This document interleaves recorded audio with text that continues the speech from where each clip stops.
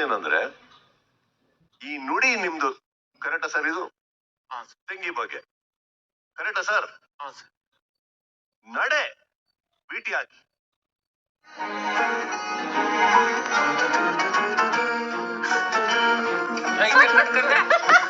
ಒಂದು ಫ್ರೆಂಡ್ಸ್ ಇಲ್ಲ ಗೊತ್ತಾ ನಂಗೆ. ಒಂದು friend in my life. Serious ಒಂದು ಫ್ರೆಂಡ್ ಇಲ್ವಾ? ಯಾವ ಹುಡುಗ ಫ್ರೆಂಡ್ ಇಲ್ಲ.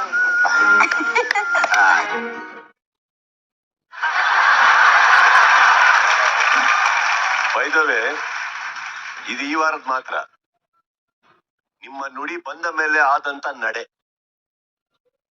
ಈಗ ನಿಮ್ಮಣ್ಣನಾಗಿ ನಾನ್ ಕೇಳ್ಬೇಕು ತಮ್ಮ, ಏನ್ ತಮ್ಮ ಇದು? ನಿನ್ ತಂಗಿ ಬಗ್ಗೆ ಈ ತರ ಹೇಳಿಸ್ಬಿಟ್ಟು ನಿಮ್ಮ ಅಣ್ಣನಿಗೆ ನನಗ್ ನೋವು ಮಾಡ್ಬಿಟ್ಟಿಯ. ತಂಗಿಗೊಂದ್ ನ್ಯಾಯ, ಅಣ್ಣನಿಗೊಂದ್ ನ್ಯಾಯನ? ಪ್ರಶ್ನೆ ಅರ್ಥ ಆಗಿಲ್ಲ ಅಂದ್ರೆ ಇನ್ನೊಂದ್ಸತಿ ಹೇಳ್ತೀನಿ. ಇಲ್ಲ ಅರ್ಥ ಆಯ್ತು. ಹೇಳಿ ಸರ್.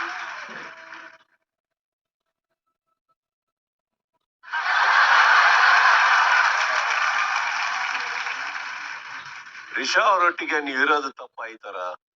ಖಂಡಿತ ಇಲ್ಲ. ನಿಮ್ಮ ಅವರ ಫ್ರೆಂಡ್ಶಿಪ್ ಏನ್ ಮಾಡಿದ್ರು ಕ್ಯಾಮ್ರಾ ಮುಂದೆನೆ ಮಾಡ್ತಾ ಇದ್ದೀರಿ. ನಾವ್ ಇದ್ರ ಬಗ್ಗೆ ಮಾತಾಡಕ್ಕಾಗತ್ತಾ? ಕಾಣಿಸ್ತಾ ಇರೋದು ತಪ್ಪು ಏನಂದ್ರೆ ಅವ್ರಿಗೆ ಅಡ್ವೈಸ್ ಕೊಟ್ಬಿಟ್ಟು ನುಡಿಯಲ್ಲಿ ನಡೆ ಈ ರೀತಿ ಇದ್ರೆ ಹೊರಗಡೆ ಕುತ್ಕೊಂಡು ನೋಡ್ತಾರೋ ವೀಕ್ಷಕ ಅನ್ಕೊಳಲ್ಲ. ಈಗ ನನಗೆ ಕನ್ಫ್ಯೂಸ್ ಆಗ್ತಾ ಇರೋದು ಏನಂದ್ರೆ ಏನ್ ಹೇಳ್ತಾ ಇದಾರೆ, ಏನ್ ಮಾಡ್ತಾ ಇದ್ದಾರೆ ಇವ್ರು? ಇದನ್ನ ಮಾಡೋ ಹಾಗಿದ್ರೆ ಅದನ್ನ ಹೇಳೋ ಹಾಗಿಲ್ಲ, ಅದನ್ನ ಹೇಳೋ ಹಾಗಿದ್ರೆ ಇದನ್ನ ಮಾಡೋ ಹಾಗಿಲ್ಲ.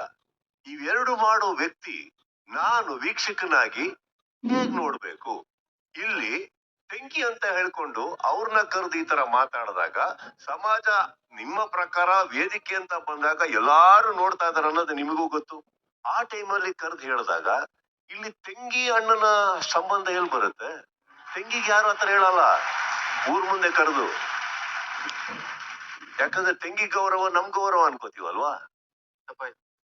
ಇಲ್ಲಿ ನಾವು ಏನ್ ಮಾತಾಡಿದ್ರೆ ಏನಾಗ್ಬೋದು, ಆ ಸ್ಮಾಲ್ ಸೆನ್ಸಿಟಿವಿಟಿ ವ್ಯಕ್ತಿಗೆ ಬೇಕಲ್ವೇ? ಪರಿಜ್ಞಾನ ಅಂತೀವಿ ಸರ್ ಅದಕ್ಕೆ. ನನ್ನಿಂದ ತಪ್ಪಾಗಿದೆ ಸರ್. ನಾನು ಅದನ್ನ ಕೇಳಲಿಲ್ಲ ನಿಮ್ಮಿಂದ ತಪ್ಪಾಯ್ತಾ ಅಂತ.